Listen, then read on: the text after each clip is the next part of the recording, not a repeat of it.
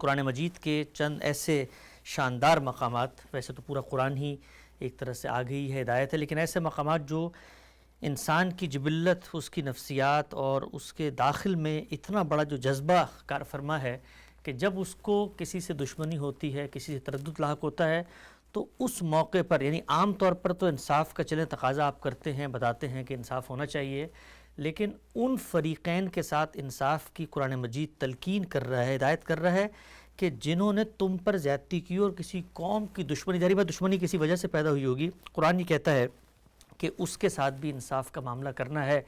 بہت مشکل کام نہیں ہے جس کا مطالبہ قرآن مجید انسان سے کر رہا ہے؟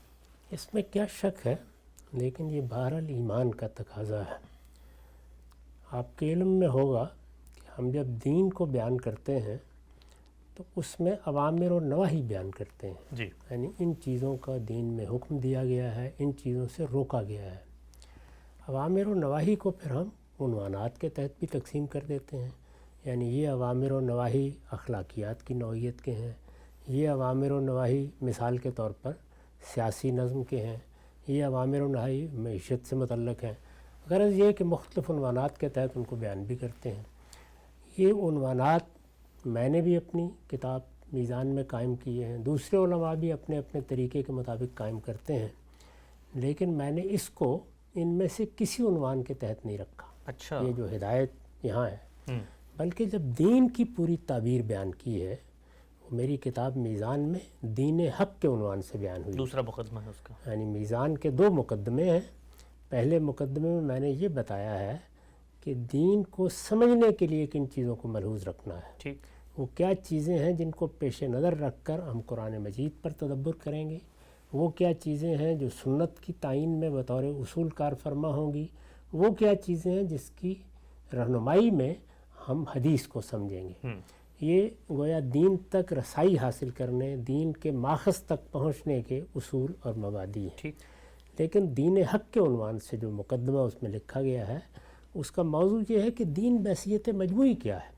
دین کو جب اس کے تمام اوامر نواہی، اس کے تمام احکام اور اس سے متعلق تمام ہدایات کو سامنے رکھ کر اس کے مجموعے میں دیکھا جاتا ہے تو اس کی کیا تصویر بنتی ہے۔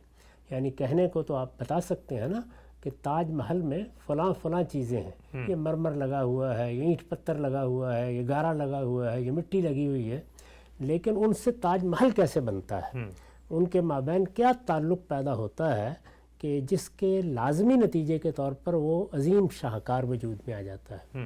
تو میں نے اس میں اس طرح سے پورے دین کو واضح کیا ہے یا اس کی پوری تصویر کشی کی ہے۔ ٹھیک، تو اس میں اس چیز کو ایمان کے تقاضوں کے عنوان کے تحت بیان کیا ہے۔ اچھا، یعنی گویا میرا ایمان جن چیزوں کا مجھ سے پیدا ہوتے ہی تقاضا کرتا ہے، جس طرح مثال کے طور پر میں اگر مخلوق ہوں تو خالق کے اعتراف کا تقاضا اولین تقاضا ہے۔ ٹھیک، میں اگر والدین کے ہاں پیدا ہوا ہوں تو والدین سے حسن سلوک اور ان کی اس حیثیت کو ماننا یہ گویا میرے وجود کا تقاضا ہے۔ اسی طریقے سے دین کی ابتدا کہاں سے ہوتی ہے؟ ایمان سے۔ تو ایمان کے تقاضے کیا ہیں؟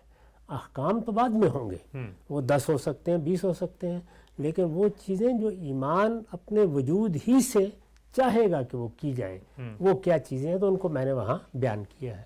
اس میں اس کو قیام بالقسط کے عنوان کے تحت بیان بھی کیا ہے، اس کی وضاحت بھی کی ہے۔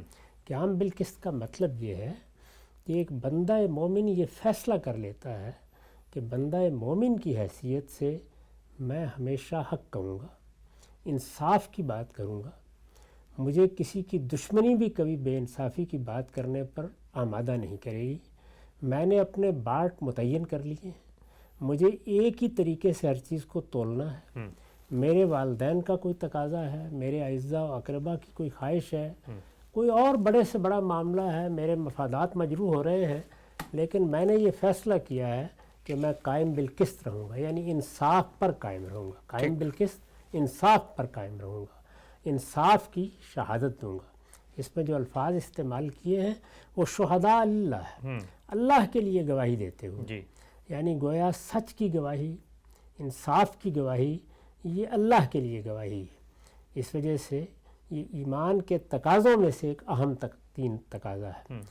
میں نے وہاں بیان کیا ہے کہ جب ہم ایمان قبول کرتے ہیں تو ایک اس کا عمومی تقاضا ہے عمل صالح، جی دوسرا بھی اس کا ایک عمومی تقاضا ہی ہے لیکن وہ ظاہر ہے کہ متعلقین کے حوالے سے پیدا ہوتا ہے، اور وہ یہ کہ جو کچھ بھی ہمارے اعزاء اقربا دوست احباب جن سے ہمارا ملنا جلنا ہے، جو کچھ بھی ہوں ان کو ہم حق کی نصیحت کرتے رہیں، حق پر ثابت قدمی کی نصیحت کرتے رہیں۔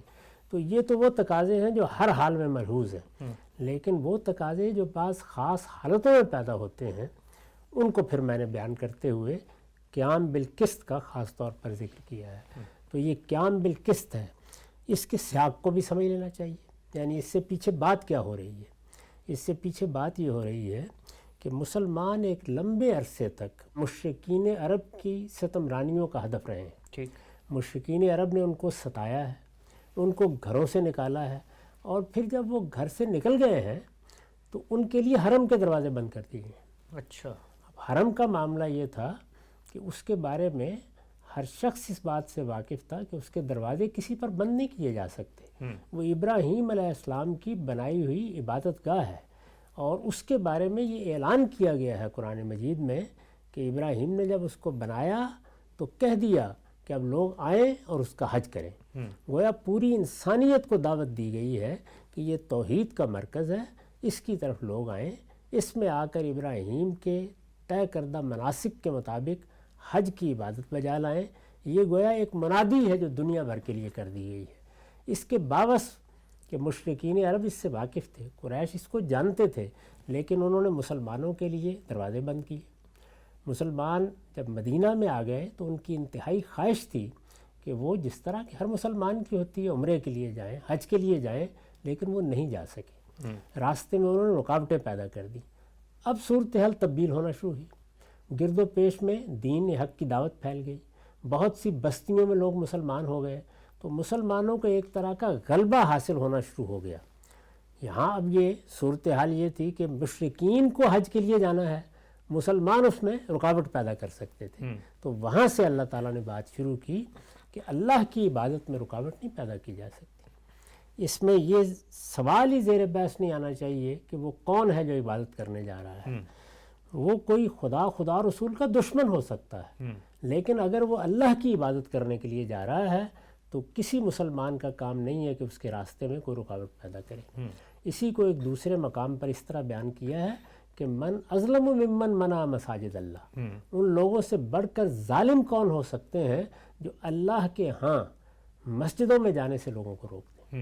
یعنی جب آپ نے مسجد بنائی ہے تو مسجد اس لیے نہیں بنائی گئی کہ اس میں آپ بیٹھ کے طے کریں گے کہ کون آئے گا اور کون نہیں آئے گا، وہ اس لیے بنائی گئی ہے کہ پوری انسانیت وہاں خدا کی عبادت کرنا چاہے تو آ کے عبادت کر سکے۔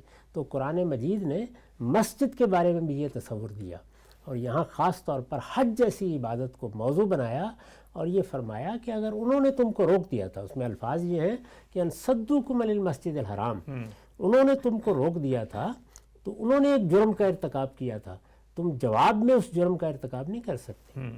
یہ جو قربانی کے جانور لوگ لے جا رہے ہیں، یہ جو انہوں نے ان کے گلے میں پٹے ڈالے ہوئے ہیں، علامتیں قائم کی ہوئی ہیں، یہ سب شاعر اللہ ہیں، یعنی یہ میری قائم کردہ علامتیں ہیں، یہ میرے طے کردہ مناسک ہیں۔ اللہ تعالیٰ فرماتے ہیں لہٰذا ان کے معاملے میں کوئی شخص ہاتھ بڑھانے کی جسارت نہ کرے۔ ٹھیک، یہ درست کہ انہوں نے تمہارے راستے میں رکاوٹیں ڈالی، یہ بالکل صحیح ہے کہ انہوں نے بڑے ظلم کا ارتکاب کیا ہے، لیکن اب ان کی دشمنی تمہیں اس پر آمادہ نہ کر دے کہ تم ان کے حج میں رکاوٹ ڈالنا شروع کر دو۔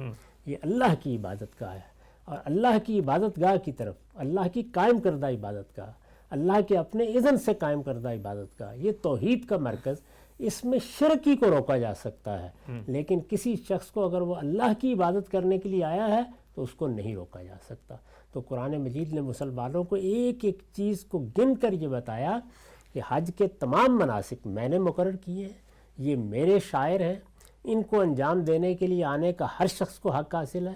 تم مسلمان ہو، تمہارا بھی یہ حق ہے، یہ اگرچہ مشرکین ہیں لیکن ان کو بھی حق ہے کہ یہ آئیں اور یہاں آ کر میری عبادت کریں۔ میری عبادت جب یہ کر رہے ہیں تو ان کو امان ہے، یعنی ان کا شرک ایک الگ چیز ہے، یہ اس وقت میری عبادت کرنے کے لیے آ رہے ہیں، میرے بتائے ہوئے طریقے کے مطابق حج کرنے کے لیے آ رہے ہیں۔ اس میں پھر قرآن مجید نے ایک اصول بیان کیا، اور وہ اصول در حقیقت ہمارے تمام تعلقات کی بنیاد ہے. یعنی عبادت کا معاملہ ہو، بڑی سے بڑی عبادت، نماز ایک عبادت ہے، روزہ ایک عبادت ہے، حج ایک عبادت ہے، قربانی ایک عبادت ہے. عبادت کا معاملہ ہو، کوئی اور نیکی کا کام ہے، اس میں بڑی جامع تعبیر اختیار کی ہے بر و تقوی، کہ بر اور تقوی کے کاموں میں یہ نہیں دیکھا جائے گا کہ دوسرا آدمی کیا ہے، اس کا عقیدہ کیا ہے، اس کا نقطہ نظر کیا ہے، اس نے کیا مذہب اختیار کر رکھا ہے. بر و تقوی کے کاموں میں تم پابند ہو کہ تعاون کرو. تعاونوا علی البر والتقوی ولا تعاونوا علی الاثم والعدوان. یعنی وہ معاملہ دیکھنا پڑے گا کہ وہ کیا کہہ رہا ہے. وہ اگر تم کو غریبوں کی مدد کرنے کے لیے پکار رہا ہے تو تم اس کا عقیدہ اور ایمان دیکھو، اس کے مذہب کے بارے میں تردد کرو گے. وہ اگر تم کو نماز کے لیے بلا رہا ہے، خدا کی عبادت کے لیے بلا رہا ہے، تو یہ وہ چیزیں ہیں جو بر و تقوی کی چیزیں ہیں. ان میں اس کا ساتھ دینا تم پر لازم ہے. اور اگر کوئی اسم و عدوان ہے، کوئی برائی ہے، کوئی حق تلفی کا معاملہ ہے، کوئی جان مال آبرو کے خلاف زیادتی کا معاملہ ہے، تو اس میں تمہیں کسی حال میں تعاون نہیں کرنا چاہیے. تو اس طریقے سے گویا معاملے کو بنیاد بنا کر یہ بتایا گیا کہ تم شرک میں شامل نہیں ہوگے، تم حق تلفی میں شامل نہیں ہوگے، تم بدعت میں شامل نہیں ہوگے، تم کسی کے ساتھ کوئی زیادتی کرنے میں شامل نہیں ہوگے. یہ اسم و عدوان کے کام ہیں. لیکن جب تمہیں بر و تقوی کی دعوت دی جائے تو سب سے بڑھ کر تم لبیک کہو گے. جب کوئی تمہیں خدا کی عبادت کے لیے، خدا کی بندگی کے لیے، تنہا پروردگار کے سامنے جھکنے کے لیے، اس کے حضور میں دعا کرنے کے لیے بلائے تو اس کی آواز پر تمہیں لبیک کہنی چاہیے. تعاونوا علی البر والتقوی ولا تعاونوا علی الاثم والعدوان، یہ مضمون ہے. اس مضمون سے قرآن مجید نے بات اٹھائی ہے. اور پھر وہ آیت آئی ہے جس میں یہ ارشاد فرمایا گیا ہے کہ کسی قوم کی دشمنی بھی تمہیں اس پر آمادہ نہ کرے کہ تم کوئی غلط بات کرو، تم کسی کو کوئی نقصان پہنچاؤ، تم کسی کی جان مال آبرو کے خلاف کوئی اقدام کرو، یا تمہاری زبان سے کوئی غلط بات کسی کے لیے نکلے. تمہیں ہر حال میں قائم بالقسط رہنا ہے، یعنی انصاف پر قائم رہنا ہے. اور انصاف کا تقاضا یہ ہے کہ جس جزء پہ حق ہے وہاں ساتھ دیا جائے گا، اور جہاں کوئی خرابی ہے، جہاں دین کے خلاف کوئی چیز ہے، وہاں ساتھ دینے سے معذرت کر لی جائے گی.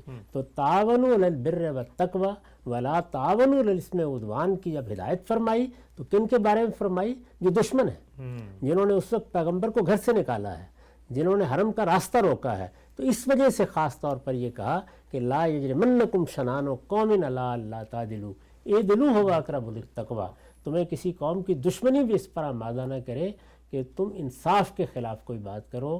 یاد رکھو ہمیشہ انصاف کرنا ہے، اور انصاف کی بات کہنی ہے، یہی تقوی کے قریب ہے. گویا بر و تقوی کا تقاضا یہی ہے کہ ہر حال میں انصاف پر لوگ قائم رہیں اور نیکی اور تقوی اور خیر کے کاموں میں ایک دوسرے کے ساتھ کھڑے ہوں، اور اسم اور رضوان میں اپنے کسی عزیز کا ساتھ بھی لینے کے لیے تیار ہیں. سبحان اللہ. ہم سے بہت ہی خوبصورتی سے آپ نے اس نقطے کو یہاں پہ واضح کیا.